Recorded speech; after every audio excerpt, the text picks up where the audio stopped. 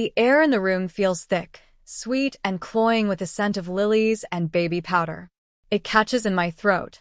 80 faces smile back at the center of attention, my sister Sarah, radiant in a flowy blue dress, cradling the gentle swell of her belly. Balloons bob pastel promises against the ceiling. Tiny wrapped gifts pile high on a table draped in white lace. It's the picture of perfect, conventional joy. And then my mother stands, tapping a champagne flute with a silver spoon. The room quiets, expectant. She smiles, a practiced, warm smile that rarely reaches her eyes when they're looking at me. Her gaze sweeps the room, settles on Sarah, then drifts past me as if I'm part of the wallpaper. To my dearest Sarah, she begins, her voice clear and bright, carrying easily across the hushed room. And to little Leo, a collective awe ripples through the guests. My smile is fixed, a little too tight around the edges. I've practiced this face for years. The supportive sister, the proud aunt-to-be. She talks about Sarah's journey, her wonderful husband Mark, their beautiful home, the stable, successful life they've built. All true, all lovely. Things I am genuinely happy for her to have. But then her eyes, which had been soft focusing on Sarah, sharpen just a fraction, and she turns slightly, just enough for her words to feel aimed, a subtle dart delivered with a smile. Sarah has always known what she wanted, my mother says, her voice taking on a note of gentle, perhaps unintentional, triumph. She's followed the right path, built a proper life. The words hang in the air for me, heavy and suffocating. Brupe. The unspoken comparison is a ghost in the room. My path. The one that led me away from the conventional, the one she never quite understood or approved of. The path she saw as unstable, perhaps even frivolous. My work, my passion, the thing I've poured my lifeblood into for the last decade. Dismissed. And then she delivers the final blow, the one that steals the air from my lungs and makes the sugary scent of lilies turn bitter. She raises her glass higher, her smile beaming purely at Sarah now, her words ringing with absolute conviction. Finally, she says, her voice full of relief, of satisfaction, of a long-awaited hope fulfilled. Finally, a real success in this family. The words are a physical blow. They land in my chest and shatter something fragile. The curated smile on my face cracks. My breath hitches. I look around. Do people hear it the way I do? The subtle, yet brutal, exclusion? The blatant declaration that my life, my achievements, my very being do not count as real success in the only family I have? Sarah beams. Maybe she doesn't hear it. Mark smiles. The guests nod and smile. It's just me, alone in a room full of people, drowning in the sudden, icy realization that after everything, after all these years, I still don't measure up. I am not real success. Not to her.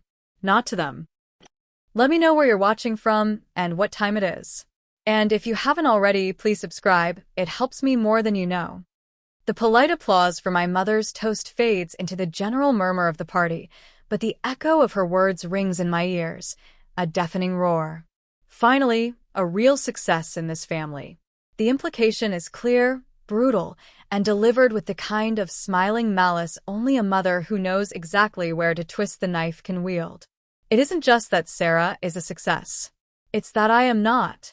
My path, the one I forged myself, the one that required every ounce of courage and sacrifice I possessed, is deemed invalid. A failure. A detour from the proper road. All my life, it felt like I was standing in Sarah's shadow. She was the easy one, the one who fit the mold. Good grades, popular, married young, followed a sensible career path.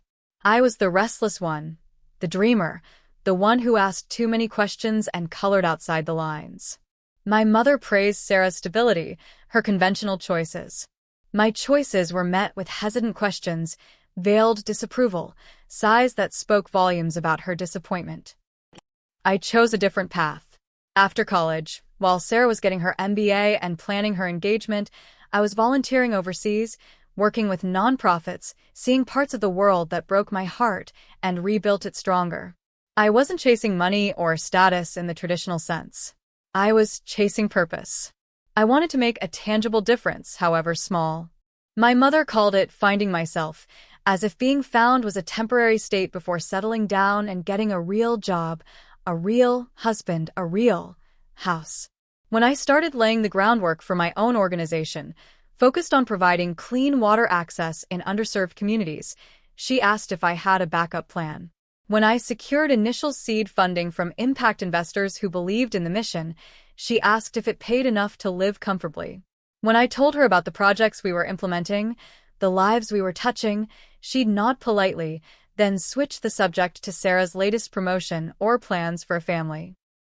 It was never malicious, not overtly. It was a soft, constant erosion. A quiet dismissal. Like my life's work was a quaint hobby, a phase I hadn't yet grown out of. Her expectations were a box, and I stubbornly refused to fit inside it. Sarah fit perfectly. Sarah was the gold standard. And with that toast, she hammered the lid shut on my box, confirming to the world, and to me, that I was outside, on the wrong side of the line. The party continues around me. Laughter, chatter, the clinking of glasses. I try to reattach my smile, to breathe through the suffocating feeling of being invisible. I walk through the crowd, offering congratulations to Sarah, making polite small talk with relatives I haven't seen in years. Each forced pleasantry feels like a tiny lie. Inside, I'm reeling. How could she say that? In front of everyone? It felt deliberate. Not just a careless phrase, but a summation of her view of my life. A public declaration that only one of her daughters had achieved worth in her eyes.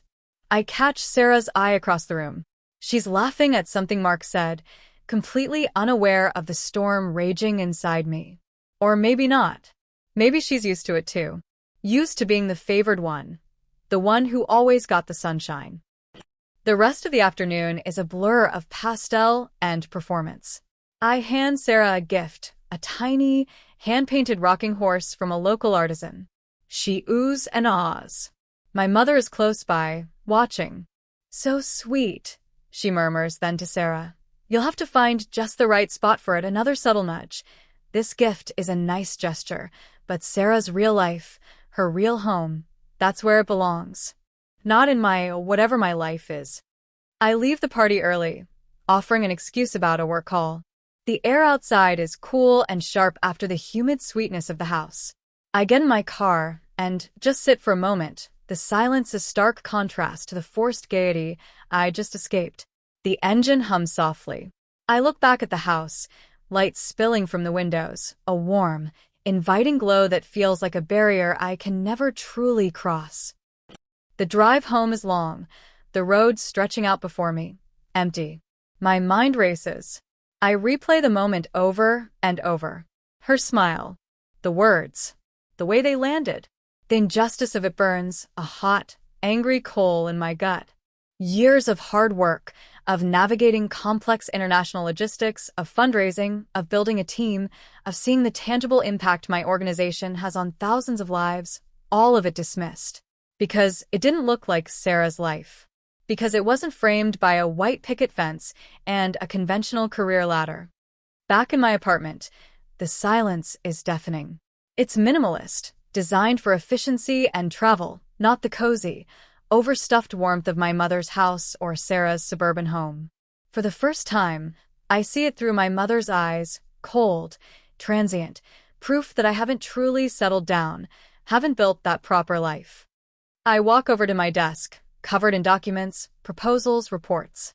Financial statements from last quarter. A picture of the latest well project we funded, children gathered around, laughing, filling buckets. This is my life. This is my work. It matters. It makes a difference in the world. Why is that not enough?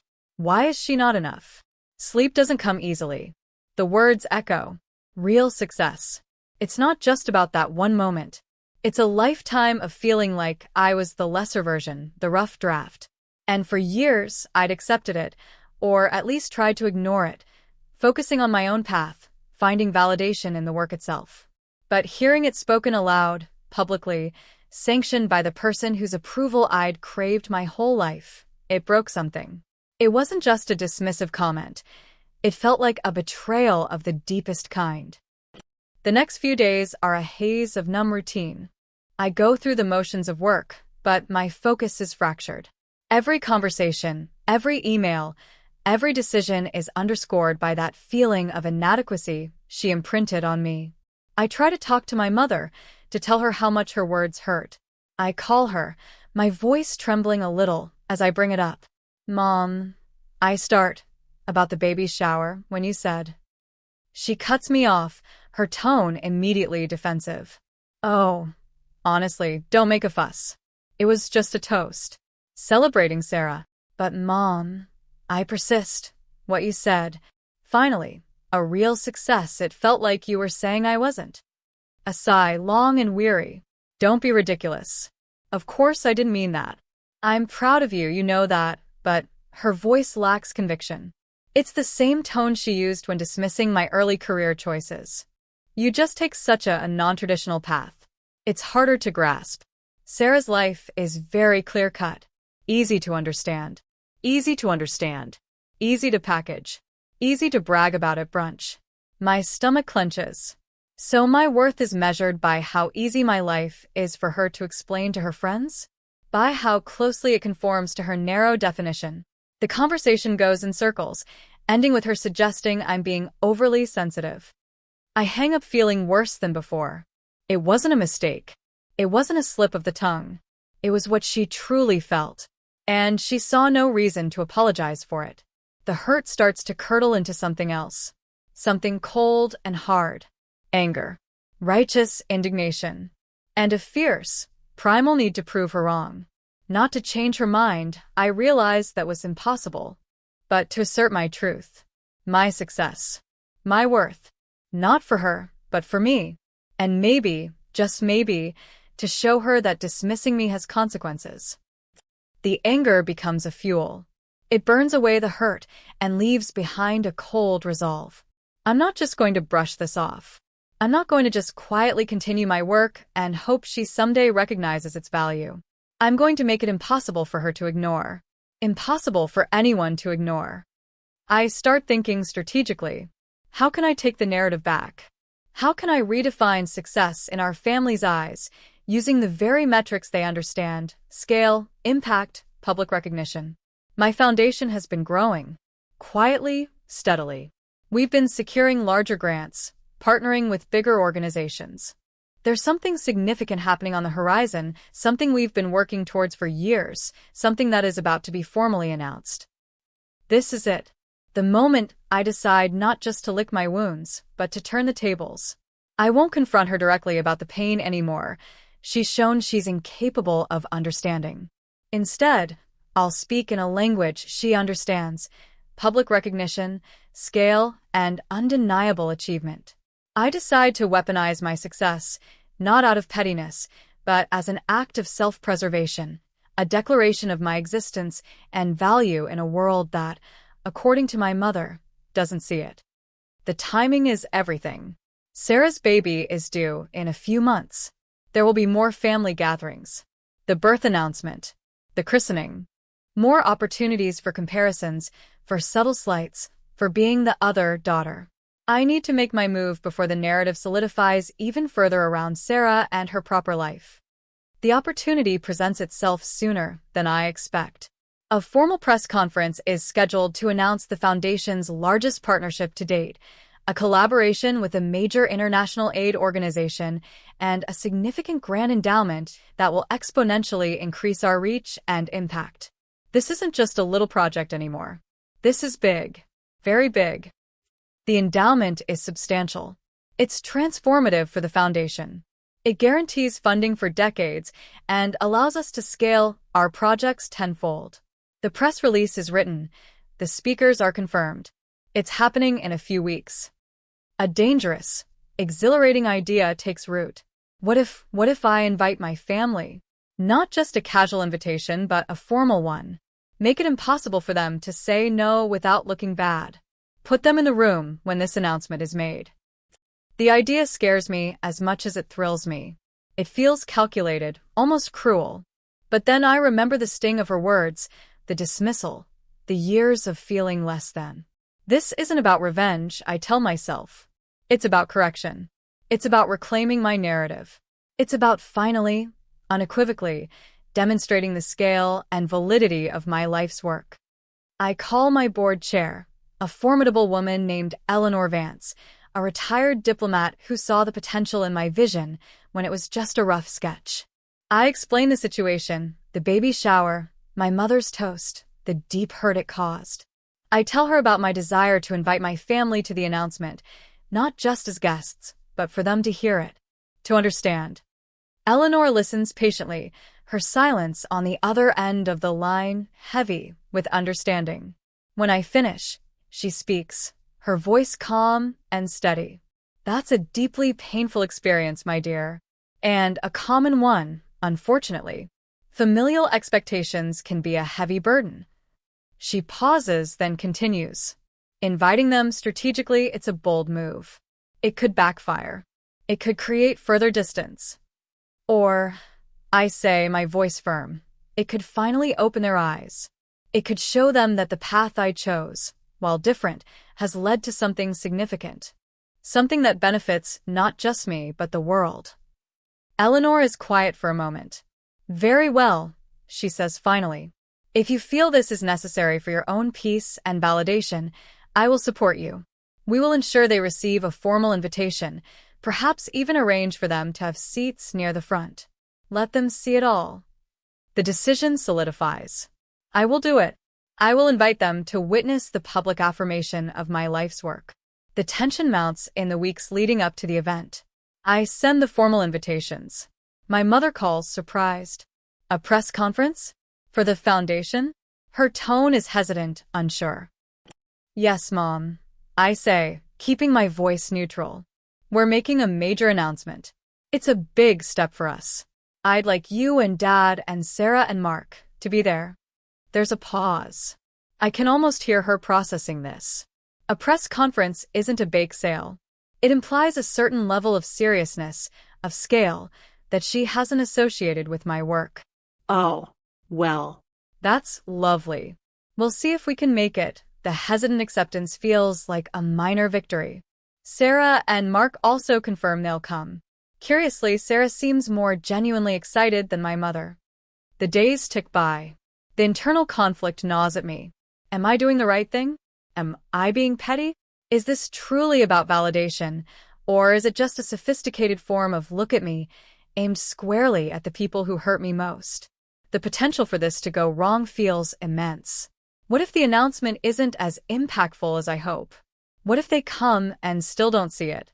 What if it just makes things worse? The doubt is a constant hum beneath the surface of my preparations. I practice my speech, refining the key messages, focusing on the impact, the lives changed. I remind myself why I started this foundation in the first place. It wasn't for praise, it was for purpose. But my mother's words had chipped away at that certainty, making me question if purpose, without her specific brand of approval, was truly valuable. The day of the press conference arrives. I wake up with a knot of anxiety in my stomach. The venue is a large room in a downtown building, filled with chairs, a stage, banners with the foundation logo, and a sea of microphones and cameras. Journalists mill about, setting up equipment. My team is busy with last-minute details. I see Eleanor Vance across the room, cool and composed. She gives me a reassuring nod. My parents, Sarah and Mark, arrive, looking slightly out of place among the journalists and NGO professionals. I greet them, my heart pounding. My mother's eyes scan the room, a flicker of surprise in them as she takes in the scale of the event. She's wearing a nice dress, but her expression is a mixture of curiosity and something else I can't quite read. Sarah looks genuinely impressed. I arrange for them to sit in the second row. As they settle in, I catch snippets of their conversation. My mother is whispering to my father something about all the cameras. Sarah is pointing out someone she recognizes from the news. They seem overwhelmed, perhaps? Definitely outside their comfort zone. The room starts to fill. More journalists, representatives from partner organizations, supporters, members of my team. The energy in the room is palpable, a mixture of anticipation and excitement for the announcement. I take my place backstage, waiting for my cue. I peek through the curtain. My family is there, watching the stage. My mother's talking to Sarah, her expression still unreadable. This is it. The culmination of years of work, the strategic counterstrike to a lifetime of dismissal. It feels surreal. My heart races, not just from nerves about the presentation, but from the sheer emotional weight of the moment. I'm about to lay bare the extent of my non-traditional success for the people who doubted it most. Eleanor steps up to the podium. She introduces the foundation, our mission, our history. She talks about the impact we've had, the communities we've served. My family is watching her intently. My mother looks thoughtful. Maybe for the first time, she's hearing about my work not through my filtered explanations, but through the official, credible voice of a respected figure like Eleanor. Then Eleanor gets to the main point. She clears her throat, and the room falls silent. Today, she announces, her voice ringing with authority, we are here to announce a truly transformative development for the Foundation. She details the partnership with the International Aid Organization, explaining the synergy and the expanded reach. My family is leaning forward now. Even my mother looks captivated.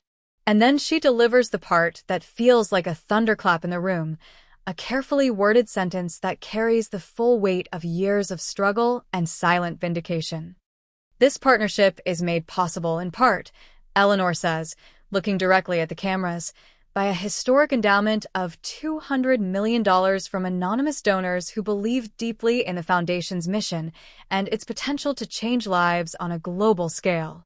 $200 million. The number hangs in the air. A collective gasp ripples through the audience. The cameras flash. The journalists scribble furiously. My eyes are fixed on the second row. My father's jaw drops. Sarah's eyes widen, her hand flying to her mouth. And my mother freezes. Her smile, which had been a polite, engaged mask, vanishes. Her eyes, moments before alight with casual interest, go wide with shock. Disbelief washes over her face, followed immediately by a look of utter, blindsided comprehension. $200 million. For my foundation. The one she considered a little hobby. The one run by the daughter, who wasn't a real success. She looks from Eleanor at the podium, to me standing discreetly behind the curtain, and then back to the podium as if searching for a sign that she misheard. Her face is pale. She's completely still, a statue among the sudden flurry of activity in the room. She is not just surprised. She is blindsided, stunned into silence. The sheer scale of it, the undeniable, concrete number, the public announcement of such a massive achievement, it's the antithesis of everything she implied about my life. Eleanor continues speaking, detailing the projects the endowment will fund, the millions of lives that will be impacted. But I can barely hear her. My focus is entirely on my mother's face. The dawning realization there. The understanding that the daughter she subtly sidelined, the one whose success she couldn't comprehend or refuse to acknowledge, has just been associated with a sum of money larger than anything she could have ever imagined, for a cause that has tangible, global impact. Sarah is recovering from her shock, looking at me with a mixture of awe and pride. Mark looks impressed. But my mother, she is still frozen. Her eyes are fixed, unseeing on the stage. The color hasn't returned to her cheeks. It's like the air has been sucked out of her world. The narrative she so confidently controlled, the clear line drawn between Sarah's real success and my perceived lack thereof, has just been obliterated by a single, irrefutable number: $200 million. The plot twist wasn't just that I was successful. It was the scale. It was the public nature of the announcement. It was that I had built this quietly, persistently, while she was busy measuring me by her own narrow, conventional standards. And I had brought them here unknowingly, to witness the moment her dismissal was rendered utterly irrelevant by the sheer magnitude of what I had achieved. The victim hadn't just survived, She had built an empire in the wilderness she was cast into, and now she was standing in the heart of it, while the betrayer stood outside, looking in, stunned into silence. The press conference wraps up. The room erupts in congratulations. Journalists swarm Eleanor and me. My team is buzzing. Amidst the crowd, I see my family. Sarah pushes through the throng first, her eyes shining. "That was incredible," she says, hugging me tightly, baby bump and all. "I had no idea. $200 million? That's wow." Her excitement feels genuine. Maybe some part of her also chafed under the weight of my mother's expectations. My father comes next, shaking my hand firmly. "Remarkable," he says, a rare expression of genuine pride on his face. "Truly remarkable. Your mother and I, we had no idea it was on this scale." Then comes my mother. She walks towards me slowly, the crowd parting slightly. Her face is still pale, her movements stiff. The confident smile is gone. She stops in front of me, and for a long moment, she just looks at me. Her eyes search my face, perhaps seeing me, truly seeing me, for the first time. What does she see? Not the restless, uncertain girl she worried about. Not the young woman pursuing a path she didn't understand. She sees the founder of a multi-million-dollar foundation that is changing lives. She sees someone who built something immense from the ground up, without her approval or conventional support. Her lips part as if to speak, but no sound comes out. The words she used at the baby shower, "Finally, a real success in this family," hang between us, a ghost in the space cleared by $200 million. There is no way to reconcile those words with this reality. The moment stretches, taut with unspoken history. There is no triumphant smirk on my face, no "I told you so" gleam in my eye. Just a quiet presence. I stand there, grounded, letting the magnitude of the moment settle. This wasn't about crushing her. It was about standing in my own truth, in my own light, a light she had tried to dim for years. Finally, she finds her voice. It's quiet, thin, stripped of its usual certainty. I had no idea," she whispers. It's the same thing my father said, but coming from her, it feels different. Less an admission of ignorance, more an admission of misjudgment. I offer a small, tired smile. "It's grown, Mom." What follows is awkward, halting. She tries to ask questions about the foundation, her voice a little shaky. She clearly knows nothing about the details, only the headline number. It highlights how little she truly engaged with my work over the years. I answer her questions simply, factually. There's no warmth there, not yet. The chasm built over decades isn't bridged by a single announcement, no matter how large the sum.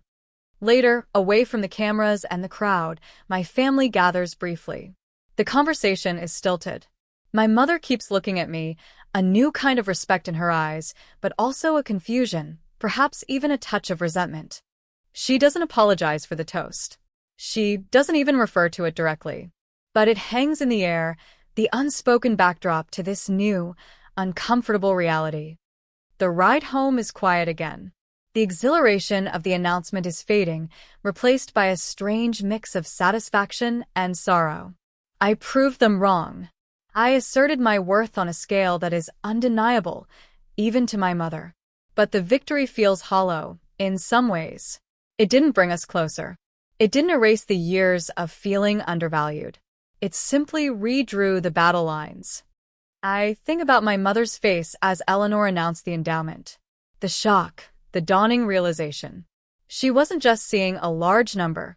She was seeing the quiet, steady growth of a life she had dismissed.